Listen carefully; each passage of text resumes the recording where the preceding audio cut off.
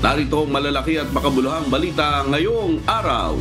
Hataw Balita ngayon. Binabantayan ngayon ng Pag-asa ang isang tropical depression sa loob ng Philippine Area of Responsibility na pinangalan ng Christina. Ito inaasahang makakapekto sa bansa, partikular sa Northern Luzon sa mga susunod na araw. Bunsod ito, inatasan na ng Office of Civil Defense o OCD ang mga lokal na pamahalaan sa Cagayan Valley na magpatupad na ng mga paghahanda. Ayon sa OCD, ipinagutos na sa Regional Disaster Risk Reduction and Management Council o RDRRMC at Local Disaster Risk Reduction and Management Council o LDRRMCs ang pagsasagawa ng mga preemptive activities tulad ng Pre-Disaster Risk Assessment o PDRA para matiyak ang kahandaan sa posibleng dulot ng tropical depression. Posibleng mag-landfall ang bagyo sa dulong hilaga ng Luzon at umabot pa sa typhoon intensity bago ito tumama sa lupa. Hataw Balita ngayon.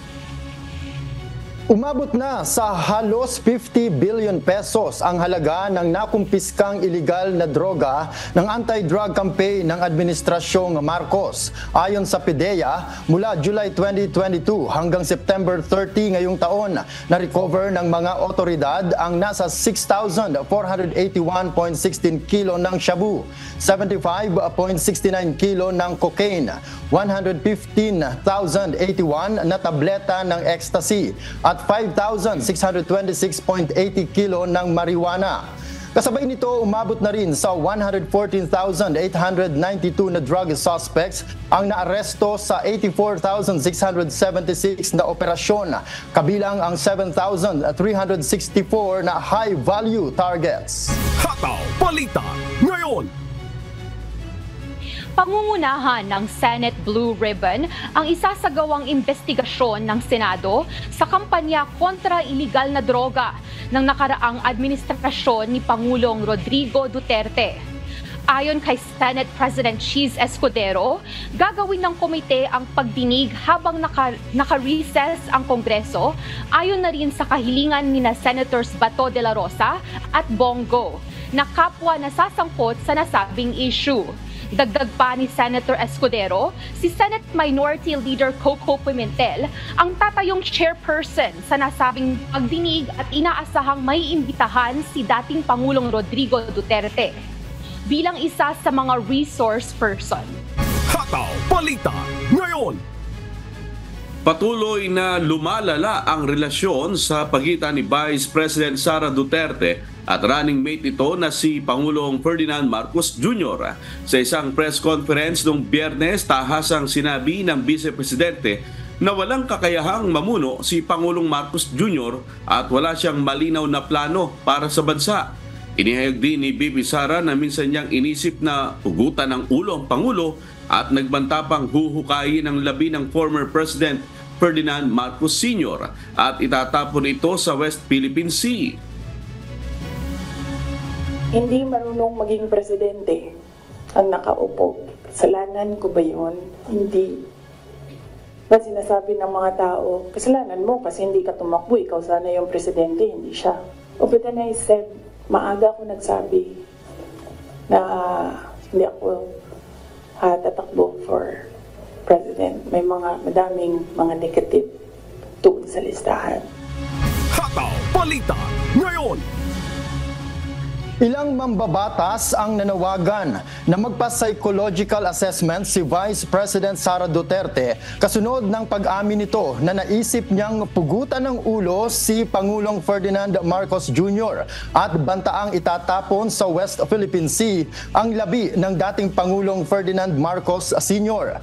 Ayon kay House Assistant Majority Leader at Zambales 1st District Representative J. Kongkun, ang ganitong pahayag ay nagpapakita ng alarming instability. Sinangayunan naman ito ni House Assistant Majority Leader at La Union Representative Paulo Ortega V at sinasabing hindi katanggap-tanggap ang ganitong pahayag mula sa isang vice-presidente at ito ay may malalim na implikasyon sa liderato ng bansa. Tinawag din ni Senate President Francis Cheese Escudero ang pahayag ni VP Sara na unbecoming at hindi nararapat mula sa isang opisyal na nasa mataas na posisyon. Hataw Balita ngayon. Nagpahayag ng pagbati si Pangulong Ferdinand R. Marcos Jr.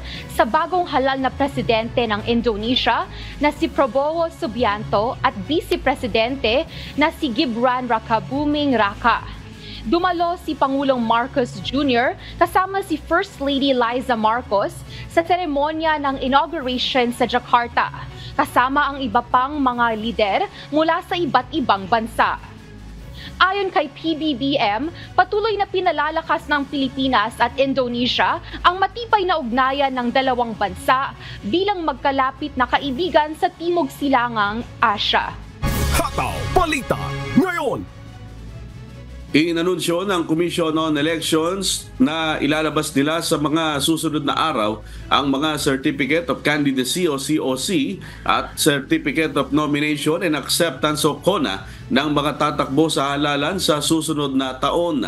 Layunin na mabigyan ng pagkakataon ang publiko na busisiin ang mga kandidato at makilahok sa posibleng disqualification. Dagdag pa ni COMELEC Chairman George Erwin Garcia, itong unang pagkakataon na ilalabas ng COMELEC ang mga nasabing dokumento sa kanilang website. A week after, lalabas na namin ang lahat ng certificates of nomination and acceptance ng lahat ng mga nominees na yan at lahat ng certificates of candidacies ng lahat ng 44,000 candidates sa buong Pilipinas na nag-file ng kanilang candidacies mula October 1 to 8. Hataw Balita ngayon. Nilagdaan na ni Pangulong Ferdinand Marcos Jr. ang 8 batas na nagtatakda ng karagdagang mga hukuman sa iba't ibang bahagi ng bansa. Kabilang sa mga lugar na tatayuan ng dagdag na korte ay ang Parañaque City, Silang Cavite, Cabagan Isabela, San Jose at Basilisa sa Dinagat Island, Baybay at Tacloban sa Leyte. Gayon din ang Diplahan sa Zamboanga, Sibugay at Valencia sa Bukidnon. Inaasahang makatutulong ang mga karagdagang hukuman para mas mapabilis at maging mas epektibo ang judicial system ng bansa. Hataw Balita ngayon. Nanawagan ang Presidential Anti-Organized Crime Commission o PAOK sa Philippine Amusement and Gaming Corporation o PAGCOR na tulungan silang pauwiin ang mga dayuhang POGO workers na nawala ng trabaho dahil sa total POGO ban na ipinag-utos ni Pangulong Ferdinand Marcos Jr. Ayon kay PAOK spokesperson Winston John Casio, kung mananatili sa bansa ang mga nasabing foreign POGO workers, ay hahanap lang ang mga ito ng paraan para makapag-operate pa rin ng patago at iligal. Binibigyan ng hanggang katapusan ng taon ang mga POGO workers para lisanin ang bansa matapos i-downgrade ang kanilang mga visa. Hataw Balita ngayon. Ligtas nang nakauwi sa Pilipinas kagabi October 20 ang nasa 76 overseas Filipino workers o OFWs at 2 dependents mula sa Lebanon bilang bahagi ng repatriation efforts ng pamahalaan dahil sa kaguluhan doon. Ayon sa Department of Migrant Workers, sa kabuuan, umabot na sa 636 OFWs at 32 dependents ang napauwi mula sa nasabing bansa. Patuloy naman ang panawagan ng pamahalaan sa mga Pilipino na umuwi na habang may mga biyahe pang available, lalo na tumitindi ang tensyon sa pagitan ng Israel at Hezbollah sa rehiyon.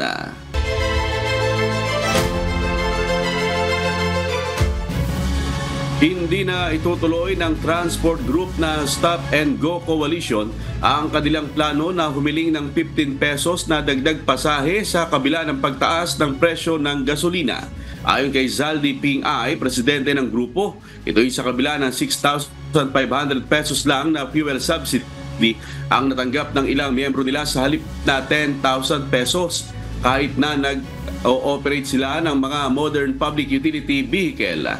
Nauna nang humiling ang grupo na itaas sa 15 pesos ang pamasahe para sa traditional jeepneys at gawin namang 18 pesos ang para sa modern public utility vehicle.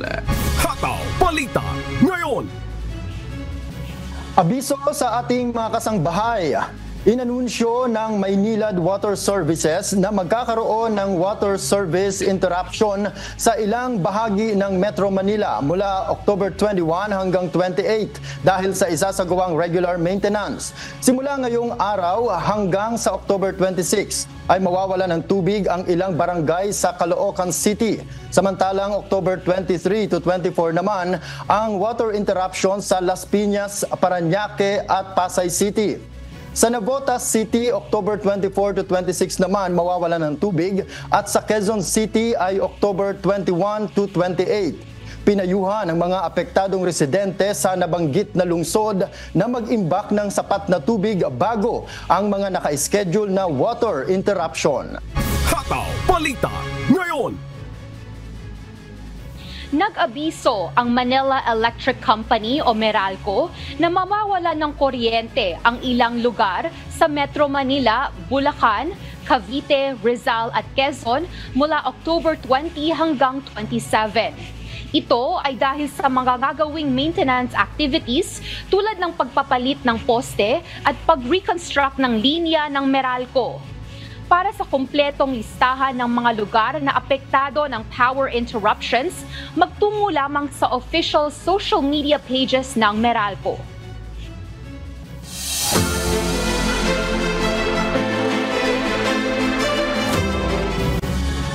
Gumuho ang isang steel bridge sa kilometer 8 Inigo Village, Matina, Pangi, Davao City noong Sabado, October 19. Ito'y matapos subukang tumawid ng isang malaking truck na may lamang buhangin sa naturang tulay. Ayon sa mga otoridad, ang steel bridge ay may capacity lamang ng 5 tonelada kaya sa bigat ng truck, bumigay ito at nahulog ang truck. Kasalukuyang iniimbestigahan kung dulot ng overloading ng truck o posibleng structural issues ang sanhi ng pagguho nito. Wala namang nasaktan sa insidente at payo ng lokal na pamahalaan sa mga motorista na dumaan muna sa mga alternatibong ruta habang iniimbestigahan at inaayos ang naturang tulay. Hataw Balita ngayon. Sa pamamagitan ng mahigpit na pag-iinspeksyon, sinisiguro ng National Meat Inspection Service o NMIS Calabarzon na ligtas at malinis ang kalidad ng karneng binibenta sa rehiyon. Si Christian Lopez, humahataw! Hataw Balita ngayon. Mahigpit na binabantayan ng National Meat Inspection Service o NMIS Calabarzon Region ang mga establishmento, slaughterhouse at palengke na nagtitinda ng iba't ibang uri ng karne tulad ng baboy. Ayon kay Dr. Nilo Lubiranyo, ang Supervising Meat Controller Officer ng NMIS Calabarzon, mahigpit nilang sinusuri ang mga pamilihan upang matiyak na ligtas ang itinitindang karne dito. Kami po ay sa National Meat Inspection Service ang nag-upgrade ng mga meat establishments para masigurado at tiyakin ang kaligtasan at kalidad ng mga produktong karne sa rehiyon sa pamamagitan ng mahigpit na inspeksyon, pagpapasunod sa mga establishment na under ng NMIS para ito ay para masiguro natin na ang nabibinta sa palengke ay di kalidad na karne, malinis at ligtas para sa ating consumers. At bilang bahagi ng kanilang pagdiriwang ngayong buwan ng Oktubre ng Meat Safety Consciousness Week, makakaasaan niya ang publiko na makakabili sila ng maayos at kalidad na produkto. Well, para sa ating mamimili, kung kayo po ay bibili ng karne, hanapin po natin yung Meat Inspection Certificate. Ito po yung magpapatunay ng ang karne na to ay nagdaan sa tamang proseso, ito ay walang sakit, ligtas at malinis. Ito po yung nagpapatunay na tayo po ay siguradong hindi magkakasakit. Katuwang ng NMIS ang local government unit sa pagbabantay sa mga lugar na nagbibinta ng mga karne na hindi rehistrado. Samantala, paalala naman ni Dr. Nilo sa mga mamimili na maging mapanuri sa pagbili ng karne sa merkado. Para sa ating mga mamimili, maging mapanuri po tayo pag tayo ay bibili ng karne. tingnan po natin, gamitin po natin yung ating five senses, yung pag-amoy, paghawak, para makita natin yung kwalidad ng karne na ating bibilhin. Makikita naman po natin kung maganda o hindi maganda yung ating karne. At kami po sa NMIS ay nandito lang po kung mayroon po kayong mga reklamo. Kami po ay nakahandang tumulong at bigyan ng aksyon ng anumang reklamo patungkol po sa karne. Diyos ang aming sandigan, serbisyo publiko ang aming pinahahalagahan. Mula rito sa Laguna, Christian Lopez, humahataw sa balita ngayon.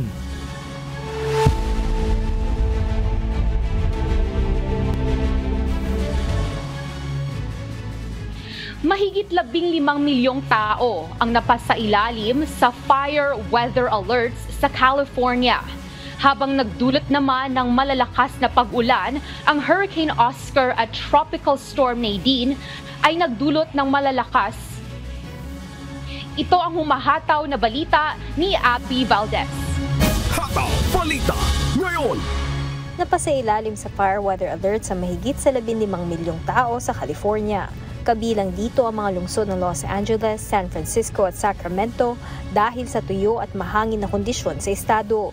Isang sunog na tinatawag na Keller Fire naman ang sumiklab malapit sa Oakland noong Biyernes. Ayon sa latest report, umabot na sa 15 acres o 6 na ektarya ang nasunog sa Alameda County.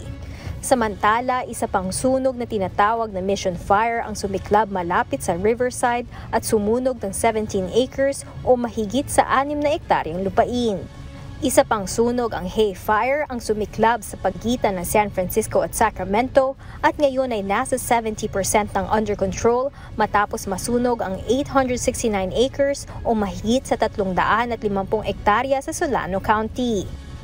Sa iba pang balita, inaasahan ang pagtama ni Hurricane Oscar sa hilagang silangang baybayin ng Cuba linggo ng hapon o gabi local time ayon sa National Hurricane Center. Naglabas ng mga babala ang NHC para sa Turks at Caicos Islands at southeastern Bahamas habang nagpatuloy din ang pag-iingat sa mga lalawigan ng Guantanamo Hogan at Las Tunas sa Cuba. Samantala, pumasok na sa Belize noong Sabado ng tanghali ang Tropical Storm Nadine. May dala itong hangin na may lakas na umaabot sa 50 miles per hour o 80 kilometers per hour. Nagdulot ito ng pag-ulan at posibleng flash flooding sa mga lugar mula Belize hanggang sa Cancun, Mexico at sa northern Belize. Abby Valdez, humahataw sa Balita Ngayon. Hataw Balita ngayon. Isinara ng gobyerno ng Cuba ang mga paaralan at negosyo noong Biyernes bilang hakbang upang labanan ang lumalalang krisis sa enerhiya. Kasunod ito, nagkaroon ng malawakang blackout sa buong bansa matapos ang pagkasira ng isa sa pinakamalaking power plant. Mula sa Winnipeg, Canada, may humahataw na balita si Miguel Moldez live. Hataw Balita ngayon. Miguel, ilang milyong residente ba ang apektado ng massive power failure sa Cuba? Sa amigo, milyong-milyong mga Cubano ang naperwisyo ng malawakang power outage matapos bumigay ang pinakamalaking planta nito, ang Antonio Guterres CPE. Binanggit ni Prime Minister Manuel Marrero na ang pangunahing sanhi ng power outages ay sirang infrastructure, kakulangan sa gasolina at tumataas na demand sa kuryente. Samantala, sinabi ni Pangulong Miguel Diaz-Canel na ang mga issue sa enerhiya ay dulot ng persecution ng Estados Unidos na nakakaapekto sa pag-import ng fuel at iba pang mga kagamitan. Naharap sa matinding krisis ang milyong-milyong Cubano na kadalasan ay walang kuryente sa loob ng 12 hanggang 18 oras bawat araw. Nakasaad sa plano ng gobyerno ang pagpapasara sa mga pangunahing planta ng kuryente tulad ng Antonio Guterres at Felton upang isagawa ang maintenance work. Bilang bahagi ng 4 na taong plano upang ayusin ang nasirang infrastruktura ng bansa. Balik sa inyo, amigo.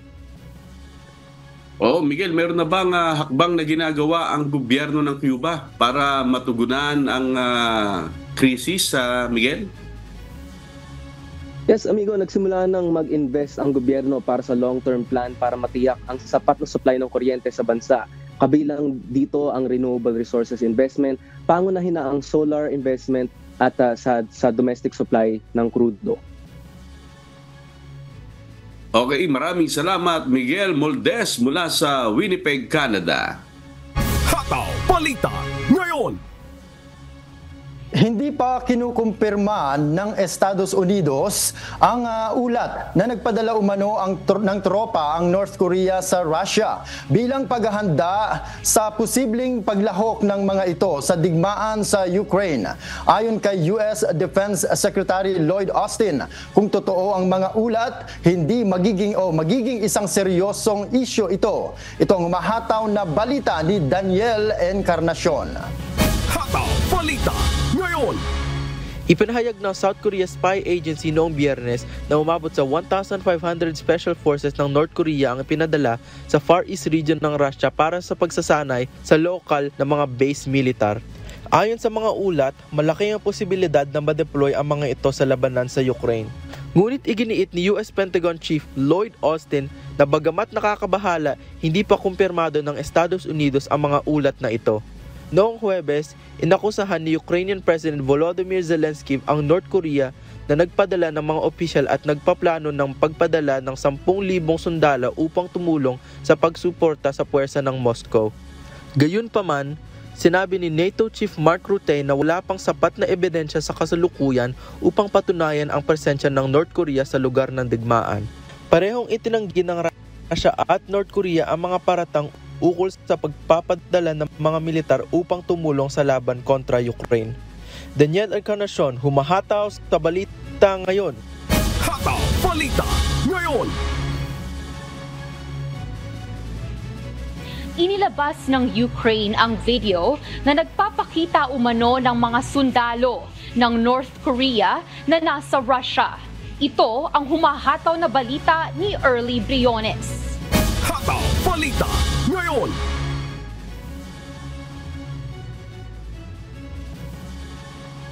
Inilabas ng Center for Strategic Communications and Information Security ng Ukraine ang isang video footage na nagpapakita umano ng mga sundalo ng Pyongyang sa Russia upang tumulong sa kasalukuyang digmaan nito sa Ukraine. Makikita sa nasabing video ang mga sundalo ng North Korea na pumipila at tumatanggap ng uniforme at iba pang kagamitang militar ng Russia. Ayon kay Ihor Solivey, pinuno ng nasabing center, nagpapatunay ang video na hindi lamang armas ang ipinapadala ng North Korea, kundi pati na rin sundalo. Inihayag naman ni Kirilo Vodanov ng Ukrainian Military Intelligence na tinatayang may 11,000 North Korean infantrymen ang nagsasanay sa Russia at magiging handa para sa digmaan bago matapos ang taon. Dagdag naman ni Solivey, mahalagang ipakalat ang nasabing video footage bilang hudyat sa international community na nangangailangan ng bansang Ukraine ng higit pang suporta upang labanan ng ugnayang militar sa pagitan ng Russia at North Korea. Early Briones, humahataw sa balita ngayon.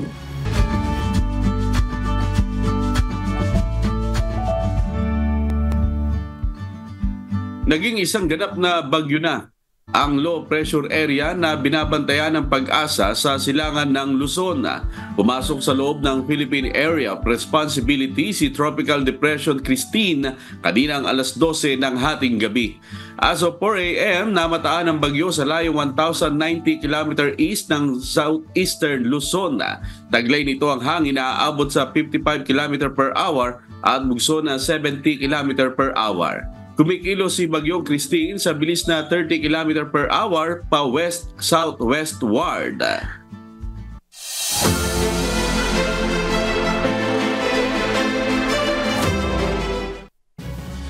Halos magkakasunod na pagkakataon na nagpapakita ng abnormalidad ngayon ang dalawa sa mga aktibong bulkan sa bansa, ang Taal at Canlaon. Si Lynette Bahe, humahataw!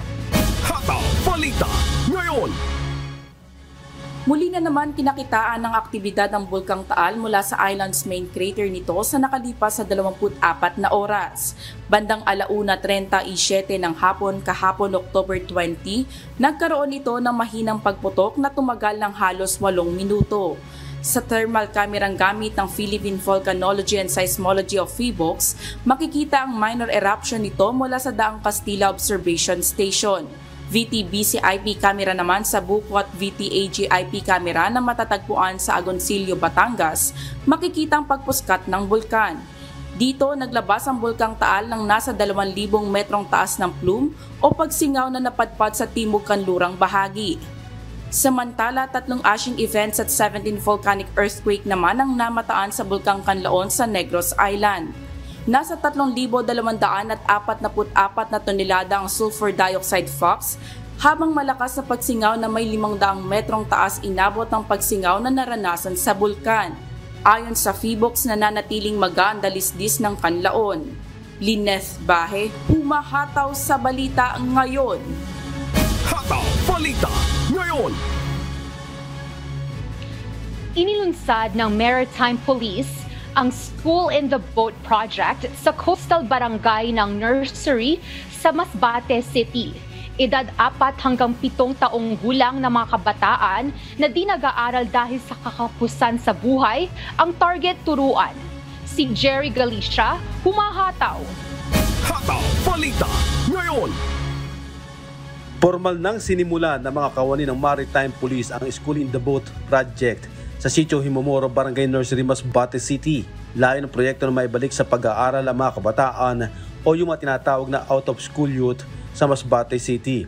Isa-isang sinuotan ng life vest ang mga bata para sa kaligtasan ng mga ito bago pasimulan ang pagtuturo sa mga kabataan sa mismong bangka. Nagsagawa muna ng feeding program sa nasa mahigit 70 mga magulang at mga bata. Sakay ng motorized bangka na tinatawag na flatboat. Pagkatapos maturuan, inilibot ang mga bata sa coastal barangay ng Nursery. 12 kabataan edad 4 hanggang 7 taong gulang na hindi pumapasok sa eskwelahan ang tuturuan sa School in the Boat. Ang School in the Boat po ay proyekto po at inisyatibo ng ating butihing direktor ng PNP Maritime Group na si Police Brigadier General Jonathan Icabal na naglalayon po na maturuan ang mga batang 4 hanggang 7 taong gulang na matuto po ng pagiging makabayan. Maturuan po sila ng pagiging makabayan kung sila ay matuturuan magmahal ng kanilang sariling bansang sinilangan. Matuturuan din po silang ng mabuting pag-uugali at maging matulungin sa iba. Ituturo sa kanila ang basic na pagbasa, pagbilang, pagkukulay, maging ang good manners and right conduct o GMRC at pagiging makabayan. Hanggang sa matuto ang mga kabataan sa halos 1 oras at kalahati na pag-aaral tuwing Sabado bago sila tuluyang ilipat na sa formal na pag-aaral. Isang paraan din ito para maiiwas sa masamang paggawa ang mga bata gaya ng pagnanakaw. Malaking tulong naman sa mga mahihirap nating mga kababayan ang inisyatibong ito ng pulisya. Dahil sa kanilang kahirapang nararanasan at kakapusan sa buhay, hindi na nila napag-aaral ang kanilang mga anak. Jerry Galicia, humahataw sa Balita Ngayon. Hataw Balita Ngayon. Inilala ng Guinness World Records na pinakamalaking hugis manok na gusali ang manok ni Kano Guapo na nakatayo sa Campestohan Highland Resort sa Barangay Kabatangan, Talisay City, Negros Occidental. Ito'y pag-aari ng businessman na si Ricardo Canotan. Ang nasabing Giant Chicken Hotel ay may sukat na 115 foot, may 6 na palapag, mayroong 115 stairs at 15 hotel rooms. Ito'y sumisimbolo sa multi-billion fowl industry ng Negros Occidental at maraming mga cock farms. Ang manok ni Kano Guapo ay itinayo sa loob ng 456 days at maaari nang tumanggap ng mga bisita.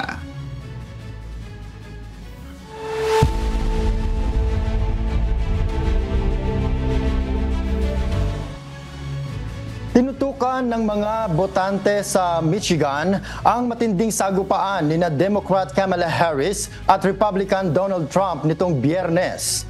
Nagpalitan ng patama ukol sa pisikal na kakayahan para maging epektibong pangulo ang dalawang kandidato. Mula sa Edmonton, Canada, may humahataw na balita si Jeffrey Coz live. Hataw Balita Ngayon. Jeffrey, ilang taon na ba ang mga kandidato?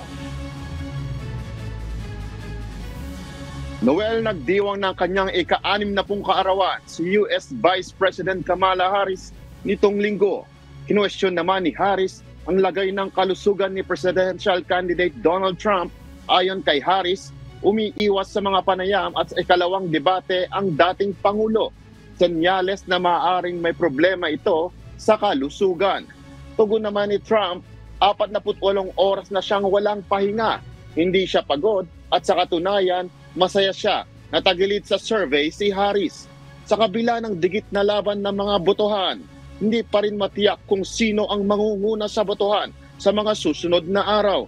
Ang Michigan ay may 8.4 milyong botante. May mahalagang papel sa halalan ngayong taon dahil 15 votes sa Electoral College ang nakataya sa estado. At tinitingnan ng mga kampo ni Harris at Trump ang mga grupong tulad ng Arab American, senior citizens at mga union worker. Ang dikit na laban sa estado ay napapataas ng tensyon sa magkabilang panig. Balik sa iyo, Noel. Yes, Jeffrey, nabanggit mo, dikit yung laban. Ano naman ba yung mga balak ng mga kandidato? Ngayong halos pantay sila sa survey. Noel, si Harris ay may shifting strategy. At ang kanyang kampanya ay to win over more Republicans at ang mga kalalakihan in all races. Kasama si former First Lady Michelle Obama na ikakampanya sa Michigan itong October 26. At si Trump naman ay binabatikos itong mga negative television ads ng Fox News patungkol sa kanya at patuloy pa rin isinusulong ang kanyang amplifying fears related sa mga migrants crossing US at Mexico border, Noel.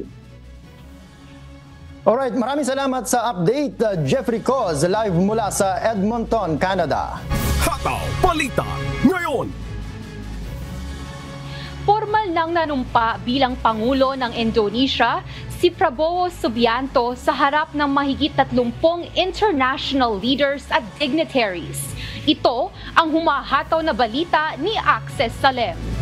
Hataw Balita ngayon. Nanumpa kahapon ng umaga, October 20, si Prabowo Subianto bilang ika-8 Pangulo ng Indonesia sa isang seremonyang dinaluhan ng mahigit 30 pinuno ng mga bansa at foreign dignitaries kabilang sina Singapore Prime Minister Lawrence Wong, Malaysian Prime Minister Anwar Ibrahim, Sultan Hassan al-Bolkiah ng Brunei at Pangulong Ferdinand Marcos Jr. Inihayag ng bagong Pangulo ang kanyang layunin na pamunuan ng bansa na may katapatan at unahin ng interes ng bawat Indonesian. Kasabay nito, hinihikayat niya ang sambayanan na samahan siyang maging matapang sa pagsugpo ng mga suliranin tulad ng katiwalian, kahirapan at kakulangan ng enerhiya. Binanggit din niya ang pangarap na gawing sapat ang supply ng pagkain at enerhiya ng bansa sa loob ng 4 o 5 taon. Axis Salem, humahataw sa balita ngayon! Hataw Balita ngayon. Maraming kumpanya sa Vietnam ang nag-aalok ng mas mataas na pasahod sa mga AI professional na nagpapakita ng mahalagang papel ng IT industry sa bansa. Ito ang humahataw na balita ni Jane Robles. Hataw Balita ngayon. Nag-aalok ng dagdag na sahod na umaabot sa 20% hanggang 50% ang mga kumpanya sa Vietnam para sa mga AI professional. Mas mataas ito kumpara sa ibang mga propesyon sa IT sector. Lumabas sa survey na halos kalahati ng 500 kumpanya na lumahok ay nagnanais na makapag-hire ng mga manggagawang mahusay sa AI tools. Ang recruitment ay pangunahing nakatuon sa software development, commerce, technical manufacturing at technology consulting. Mahigit sa 80% ng respondents ang nagsabing nakadepende sa AI ang kanilang trabaho, habang 60% naman ang gumagamit ng AI araw-araw. Gayunpaman, patuloy pa ring nararamdaman ng IT sector ang epekto ng layoffs matapos ang pandemya. Bagamat mas kaunti ang layoff sa IT industry kumpara sa nakaraang taon, mas marami naman ang pagtaas ng bilang ng empleyado kung saan karamihan ng mga kumpanya ay nagtala ng 5 hanggang 30% increase sa workforce ng IT. Jane Robles, humahataw sa balita ngayon. Hataw Balita ngayon. Nasa all-time low ang birth rate ng Australia para sa taong 2023. 4.6% itong mas mababa kumpara noong 2022. Ito ang humahataw na balita ni Danny Delieva. Hataw Balita Ngayon. Ikinababahala ng mga eksperto sa Australia ang epekto ng all-time low birth rate sa ekonomiya ng bansa. Ayon sa Organization for Economic Cooperation and Development o OECD, kinakailangan ng steady birth rate na 2.1 births per woman upang mapanatili ang natural na balanse ng populasyon. Hindi kabilang dito ang epekto ng migration. Sa pahayag ni Liz Allen, isang demographer sa Australian National University, ang pagbaba ng birth rate ay nakapipigil sa paglago ng ekonomiya na nagdudulot naman ng lalo pang pagbaba ng birth rate. Dagdag pa ni Allen, maaaring maging katulad ng sa Japan at South Korea ang kalagayan ng Australia. Ayon naman kay KPMG Urban Economist Terry Ransley, nakababahala ang kasalukuyang 1.5 fertility rate ng Australia. Mababawasan ng mababawasan ang economic activity sa pagkaunti ng populasyon at ito ay mag-uudyok sa mga mamamayan na iwan ang bansa. Samantala, aminado si Federal Treasurer Jim Chalmers na malaki ang epekto ng financial challenge sa pasya ng Australians na magpigil sa pagkakaroon ng anak. Ayon sa kanya, may laya naman ang mga Australiano na magdesisyon tungkol sa pag-aanak, habang tungkulin naman niya na tiyakin na magkakaroon ng pagpipilian ang mga tao kung magdadagdag ng mga anak o hindi. Isa sa mga pangunahing hakbang ng pamahalaan upang labanan ang patuloy na pagbaba ng fertility rate ay ang pagkakaloob ng abot-kayang early childhood education. Danny De Lieva, humahataw sa Balita Ngayon! Hataw Balita Ngayon! At sa atin namang shout out, ayan, congratulations po uli kay Tricia at Jan Peñaranda na bagong kasal kahapon na Noel, anak ni Sis Marie at Brodnomer Peñaranda. At ganoon din yung ating mga suke, mga barkada dyan sa Cavite, lalo na yung mga nakalaro natin sa basketball kagabi sa pangunguna ni Brad Sani Catan. Ayan, kalaro namin Noel. Tsaka yung mga kasama dyan, sila Randy Forastero, si Michael Salazar, Marvin Natividad, at Brad Nap Arroyo. Ayan. Noel. Ayun, saya naman at hello sa inyong lahat dyan. At speaking of mga laging nanonood rin sa atin, dito naman sa Canada, si Millie Espana, si Nancy Ribidad, si Amy Laudencia, si Janet Garciano, ganun din, happy 26th Sabbath anniversary kay Brad Nelson Sichon, at hello din kay Brad Ding and sis Evelyn Velasco, at kay Ate Annie, kay Darren and Winona and Nathan Weidman dyan sa Muntinlupa, kay Aling Shoni, at kay James Dakanay and family sa Paranaque, at syempre sa aking mahal na asawang si Erwina. Ayan, Bianca, go ahead. Alright, Noel, mula din dito sa Canada, shout out kay Kuya Elgin Polyarco, Christian Revilla, and my sister AG Quijano mula dyan sa Toronto, Canada. At of course, shout out din kay Ana Palugod, Nikki Villagracia, Ruth Tua, at Jessica Rowaring mula po dito sa Edmonton, Canada. Ayan, at shoutout din po kay Luel Ipanya na nagkarlan Laguna, si Ed Amoroso ng Philippine Star, abay nanonood po sa atin. At siyempre si Kawanito Santiago dyan sa Tacloban, Leyte. Ayan, at suki din natin, Noel at Bianca, si Mami Beth at Brad Dan Rason. At shoutout din po sa ating mga taga-subaybay sa buong Pilipinas at sa iba't ibang panig ng mundo. Ganun din po sa mga tagapakinig ng Hataw Balita Ngayon sa Radyo Libertad 1350. At patuloy po namin kayong inaanyayahan sa nagpapatuloy na mass indoctrination ng MCGI. Day number 11 na po tayo, mamayang 7 p.m. Philippine Time sa official MCGI social media accounts. Kabilang ang MCGI channel, ang official YouTube channel ng Members Church of God International. Patuloy rin po namin kayong inaanyayahan na makiisa sa Global Prayer for Humanity tuwing Lunes hanggang Biyernes, alas 9:30 ng gabi. Ito po ay nakastream ng live sa lahat ng MCGI social media accounts. Ang Global Prayer for Humanity ay bukas po sa lahat, anuman ang inyong relihiyon o lahi. Mga kasangbahay, kung may mga istorya po kayong nais balikan sa Hataw Balita ngayon, pwede niyo po itong muling mapanood sa aming mga official social media account. Magtungo lamang po sa UNTV News and Rescue YouTube channel at i-click ang subscribe button. Gayon din sa aming Facebook at TikTok accounts. Mapapanood niyo rin po rito ang iba pang news programs ng UNTV, pati na ang iba pang video na nag-iisang public service channel. Kaya tara na, subscribe, like, and share.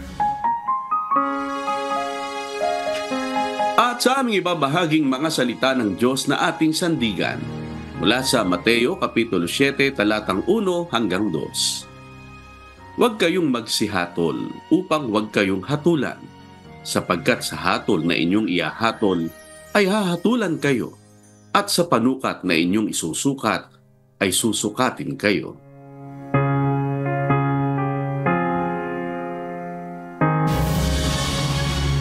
At yan po ang mga humahataw na balita ngayong umaga ng Lunes, ika-21 sa buwan ng Oktubre 2024. Sa ngalan po ng lahat ng bumubuo ng UNTV News and Rescue, UNTV Radio Libertad 1350 at ang ating mga correspondent mula Luzon, Visayas at Mindanao. Mula po rito sa Pilipinas, ako po ang inyong amigo, Sherwin Kulubong. At iyan po ang mga humahataw na balita sa iba't ibang panig ng mundo ngayong Monday morning, October 21, 2024. Mula rito sa Edmonton, Canada, ako po, si Noel Poliarco. Ako naman si Bianca Quijano mula dito sa Edmonton, Canada. At dito sa UNTV at UNTV Radio La Verdad 1350, Diyos ang aming sandigan, serbisyo publiko ang aming pinahahalagahan. Susunod na ang Good Morning Kuya. Salamat po sa Diyos at magandang umaga.